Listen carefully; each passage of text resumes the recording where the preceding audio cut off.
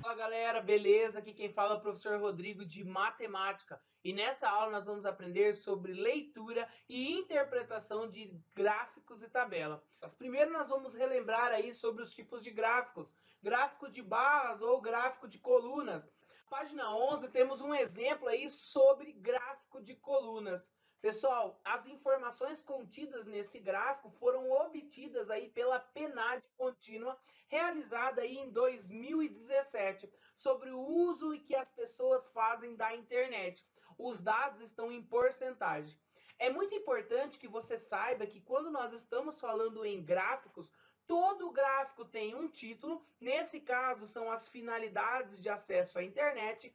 Todo gráfico tem uma fonte. Esses dados dessa fonte geralmente são organizados em tabelas e depois são transcrevidos para os nossos gráficos. Todo gráfico também tem uma legenda, aonde indica o que significa, nesse caso, cada cor. O nosso gráfico ele tem dois eixos, geralmente. Nesse caso, nós temos apenas um eixo, pois o eixo das porcentagens estão indicados em cada coluna ali do nosso gráfico. Observe, então, que no eixo horizontal nós temos ali o Brasil em si, a região norte, a região nordeste, a região sudeste, a região sul e a região centro-oeste, pessoal. É muito importante que você entenda cada um desses tópicos. Falando em título, qual é o título desse gráfico? O título desse gráfico, então, é as finalidades de acesso à internet. Indique o ano e a fonte desse gráfico. Então, a gente viu aqui que o ano foi 2017 e a fonte aí foi a PNAD contínua. Qual é o instituto que divulgou esses dados oficiais? É o IBGE, isso mesmo. E quais regiões brasileiras estão representadas no gráfico? Então nós já falamos, né? A região norte, nordeste, sudeste, sul e o centro-oeste. Dando continuidade então na nossa análise, a letra E pede assim, ó: o que significam as cores apresentadas em cada coluna? Então, nós já comentamos que em todo gráfico temos uma legenda. Essas cores estão relacionadas com a sua legenda. Isso mesmo. Por exemplo, a cor verde, ela está relacionada às pessoas que utilizam a internet para enviar e receber mensagens. A cor laranja, ela está aí conversas por chamadas de voz ou de vídeos. A cor cinza, assistir vídeos, inclusive programas, séries e filmes. E por último aí, a nossa cor azul. Essa cor aí, ela está aí em enviar ou receber e-mails. Então, cada coluna aí, cada cor dessa coluna está interligada à sua legenda.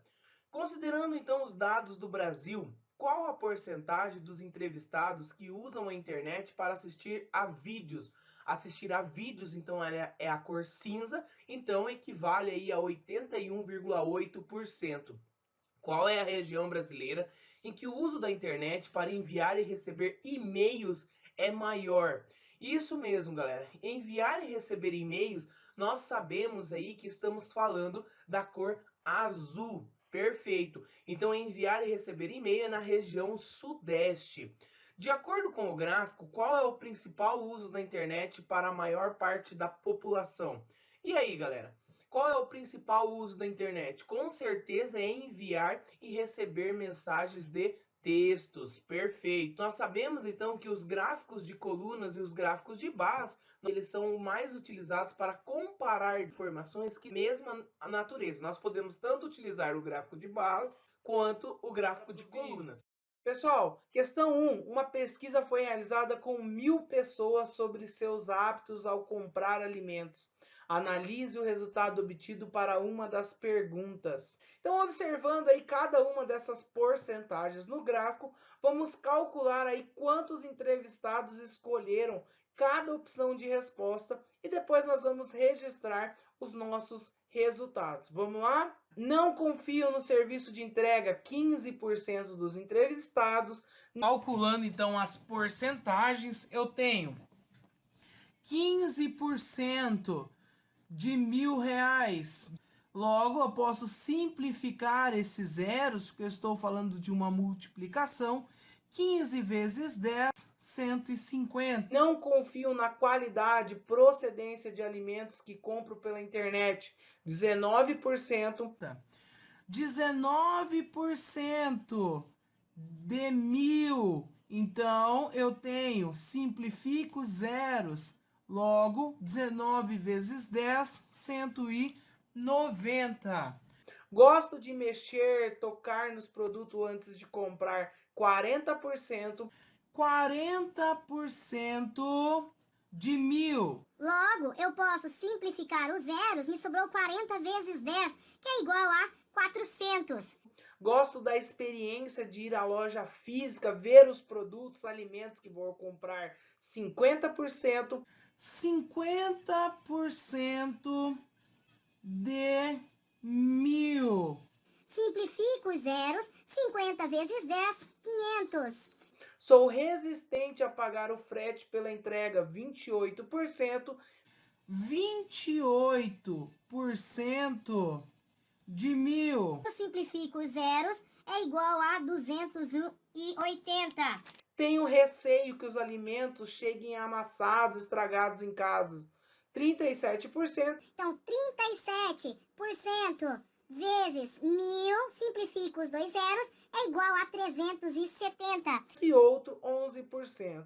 E para concluir, eu tenho aí 11% de 1.000. Então, simplificando os dois zeros, 11 vezes 10 é igual a 110. Vamos começar agora na página 12 a falar sobre o pictograma. O pictograma é um tipo de gráfico que ele também pode estar aí relacionado em colunas, só que em vez de utilizar as barras para complementar aí o nosso gráfico, ele utiliza figuras. Observe esse exemplo lá na página 12, galera. Nós estamos falando aí das tendências de cores ao redor do mundo e nós utilizamos aí para colocar no nosso gráfico os carros com as cores. Então, branco, preto, cinza, prata, bege, vermelho, azul, verde. Então, o pictograma aí é um tipo de gráfico que deixa os recursos visuais mais atraentes, utilizando as imagens de cores diferentes. Vamos então fazer uma análise desse pictograma. Quantos desenhos de automóveis foram usados para representar a porcentagem de veículos da cor branca produzidos em 2018? Pessoal, observe então, cor branca são 39%, foram utilizados 3, 6, 9, 12, 15, 18, 21, 24, 27, 30, 33, 36, 39. então foram utilizados aí 39 carrinhos. O que nós conseguimos aí tirar de proveito nessa análise? Que a cada carrinho corresponde aí a 1%. Qual é a relação entre a quantidade de carros ilustrados e as porcentagens indicadas no gráfico? É o que nós acabamos de comentar, né? Que cada carrinho equivale a 1%. Estima-se que em 2018 foram fabricados 70 milhões de carros em todo o mundo. Quantos foram então os carros brancos fabricados nesse período? Pessoal, nós temos que fazer então 39% de 70 milhões. Isso é igual a 0,39 vezes 70 milhões, que é igual a 27 milhões 300 mil carros brancos foram fabricados. Como nós estávamos comentando, então, o pictograma, eles são então uma forma mais sugestiva de gráficos, aonde os assuntos eles são tratados geralmente aí representados aí com figuras e sempre com grandezas aproximadas. O gráfico de linhas, vamos ler o trecho então do IBGE aí para a gente entender um pouco melhor. A fase de coleta do censo, que compreende a aplicação dos questionários básicos e da amostra, será realizado entre os meses de agosto a outubro do próximo ano. O questionário básico será aplicado em cerca de 71 milhões de domicílios brasileiros e contará com 26 questões. Já o da amostra será aplicado com cerca de 10% dos domicílios particulares permanentes do país, o equivalente a cerca de 7,1 milhões. É um questionário mais detalhado, com 76 questões. Característica dos domicílios, identificação étnico-racial, oficialidade, núcleo familiar, fecundidade, religião ao culto, deficiência, migração interna ou internacional, educação, deslocamento para estudo, trabalho, rendimento, deslocamento para o trabalho, mortalidade serão os temas a serem investigados pelo censo. Pessoal, lá na página 13 nós conseguimos observar então o nosso gráfico de linha. Esse gráfico aí são apresentados os resultados desde 1872 até 2010. Nesse gráfico aí teve um levantamento da população residente no Brasil a cada ano que o censo foi realizado. Vamos analisar juntos esses gráficos. Lembrando, temos a nossa linha horizontal, que está ali relacionado aos tempos, né? E nós temos os nossos tópicos, começa ali em 9,9, 14,3, e isso está relacionado aí em milhões de pessoas. O nosso título, né? Evolução da população residente no país em milhões de pessoas.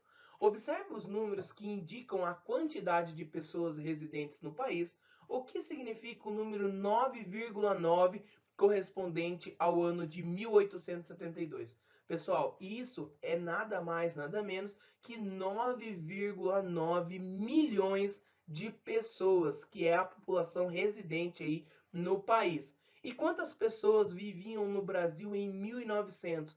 1900, eu tenho aqui, ó, 17,4 milhões de pessoas, ou 17.400.000 pessoas. Qual era a diferença entre a população de 2010 e de 2000? Galera, de 2010 e de 2000, 190,7 milhões menos 169,8 milhões, que é igual aí a 20,9 milhões, ou seja, 20.900.000 pessoas. O gráfico de linhas aí, eles podem ser utilizados para mostrar uma variação de fenômenos, então você consegue observar aí o crescimento e o decrescimento de algo e vai te ajudar aí a observar com mais clarezas aonde está acontecendo essa variação. Gráfico de setores, ou também conhecido aí gráfico de rosca, ou também gráfico de pizza. Nesse caso, por exemplo, nós estamos fazendo ali uma análise sobre as disciplinas preferidas dos alunos do sexto ano A. Observe que cada cor corresponde a uma disciplina: verde, língua portuguesa; amarela, ciências; laranja, matemática; azul, arte e vermelha, história. Cada disciplina, então, tem uma porcentagem de alunos. Pessoal, além dos gráficos de setores, nós conhecemos o gráfico de roscas. Ele também tem a mesma funcionalidade do gráfico de setores. Os seus dados são dados em porcentagens. Perfeito. Vamos analisar o gráfico a seguir de 2017. Ele apresenta, então, dados sobre a escolaridade. Esses dados estão em porcentagens. Observe que esses gráficos, eles têm o formato de uma rosquinha mesmo, por isso do seu nome, gráfico de roscas. Pessoal, o gráfico também tem um título. Esse título é Pessoas de 15 a 29 anos de idade que não frequentavam escola ou alguma qualificação, nem haviam concluído o ensino superior por motivos de não frequência. Observe que esse gráfico ele foi dividido em dois gêneros, que é o masculino e o feminino. Cada um deles também tem uma legenda. A legenda, lembrando que serve para identificar o que corresponde cada cor no nosso gráfico. Esse gráfico tem uma fonte IBGE, PNAD Contínua 2017. Página 14, letra A. Por que os resultados dessa pesquisa foram registrados em dois gráficos? Foram registrados em dois gráficos pelo fato de as informações sobre homens e mulheres, elas revelam problemas diferentes aí. Então foi melhor mostrá-lo aí separadamente para dar uma ideia dos problemas a serem enfrentados. Letra B. Qual a porcentagem dos homens entrevistados deixou a escola para trabalhar e das mulheres? Pessoal, conseguimos observar que para trabalhar, essa procura aí foi de 49,4% dos homens, essa cor verde, né? E já das mulheres, para trabalhar aí, elas estão engajado aí em 28,9%, que também corresponde à cor verde. Perfeito, galera. Letra C. Segundo a pesquisa, qual é o segundo fator que mais influencia as mulheres no abandono da escola? Então, as mulheres, o segundo fator que mais influencia aí, nós conseguimos observar que é 24,2%, cor azul, que é porque ter de cuidados aos fazeres domésticos ou de crianças, adolescentes, idosos ou pessoas com necessidades especiais, né, galera? Cuidados com as casas ou com os familiares. E já os homens, o segundo fator aí é 24,2%, que corresponde aí à falta de interesse nos estudos. Então, só relembrando, esses gráficos utilizados então para representar a relação entre as partes de um todo, eles são chamados de gráficos de setores ou gráficos de roscas. Pessoal, para concluir, temos algumas atividades. Essas atividades estão na página 17, atividades 2 e 3, página 21, atividade 7. Se você está sem o seu material, não se preocupa. Essas atividades estão disponíveis aqui no material de apoio. Se você ainda não deixou seu like, deixa o seu like. Até mais!